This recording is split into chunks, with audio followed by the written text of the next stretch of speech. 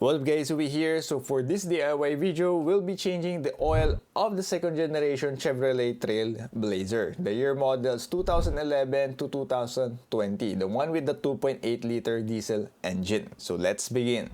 So here are the things that you'll be needing for this DIY oil change. So first of all, of course, your ratchet and your socket. So we need the 15 and 27 or 25 if I remember correctly.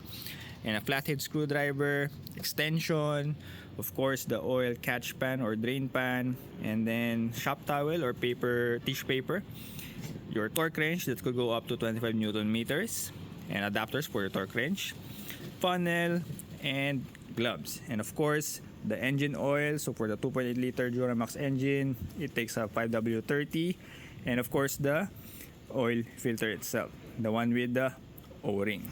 So I'll be providing links for these tools and products in the description down below.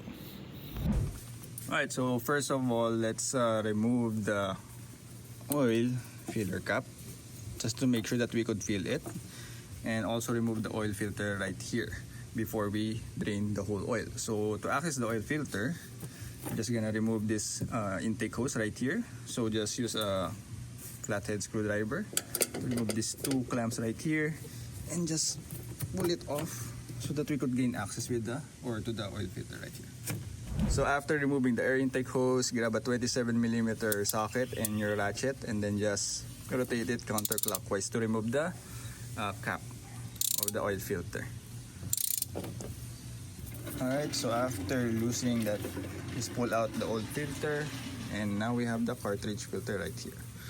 So we're just gonna remove the filter, replace it with the new one, as well as the O-ring. So there's one O-ring right here, and then one O-ring right here, or actually three. Boom! And then just pull it out from the cap. So it locks onto there, on top. The filter has a teeth. Ayun yung lock. Oh, so just pull it out. And yeah, the new oil filter, make sure to compare it side by side, make sure it's the right part, and check if it has the O-rings at the bottom, two O-rings, and then we'll be also replacing the O-ring on the cap itself right here.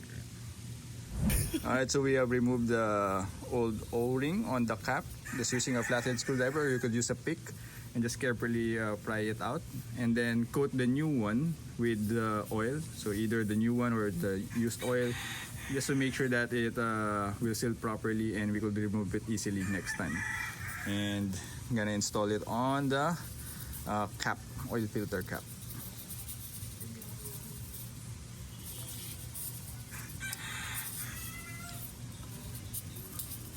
Tama, dyan naman yun. Oh, tama yan. Hindi na matatanggal pag mali. Sakto na. Alright. And then, time to install the new filter. Sige. So it will just clip on. Just push it in until you hear it click. And all goods. Okay. And make sure that it's properly locked in. Double check the O-rings, and yeah, we're good to put it back in. And then just put the filter back, screw it on, just hand tighten it until it's snug, and we'll torque it later at 25 Newton meters. And of course, don't forget to clean off the oil on the areas that we have worked on. And now grab the torque wrench and torque it down to 25 Newton meters. Okay, and then time to go underneath, and this is the oil pan right over here. Just pass beyond the skid plate, stock skid plate, and you use a 15mm bolt to remove the oil drain plug, and prepare your oil pan to catch the used oil.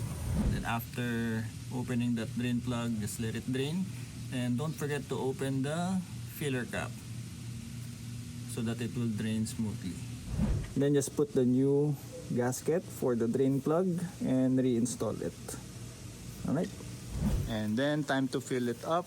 So the Chevrolet Trailblazer 2.8 takes about 6 liters of oil. and it takes 5W30 weight or viscosity. So yeah, just make sure that the drain plug is already tightened up, as well as the oil filter. Make sure everything is all good to go before you fill it up. Alright, so make sure to check the oil dipstick. So we're already on the high mark, and ilang litro na lang natira dun? Almost 1 liter na lang. 1 liter is all left, so we filled up somewhere around 5 or something. So yeah, check the dipstick from time to time so that you don't overfill it. Alright, so run it for a few minutes, check everything, check the oil filter, and check the drain plug. Make sure nothing's leaking, and recheck the oil level or the dipstick. Make sure it's on the proper level. So after running it for a couple of minutes, we recheck the dipstick, and it's already at half. Before it was full, now it's half since the oil filter was already filled with oil. So now make sure to top it up before you head out. Alright, and then recheck the dipstick. And that's pretty much it on how to change the oil on the second generation Chevrolet Trailblazer, the one with the 2.8 liter diesel engine. So if you find this video helpful, don't forget to like and share it, and subscribe if you haven't. For more DIY videos, please go check out my channel.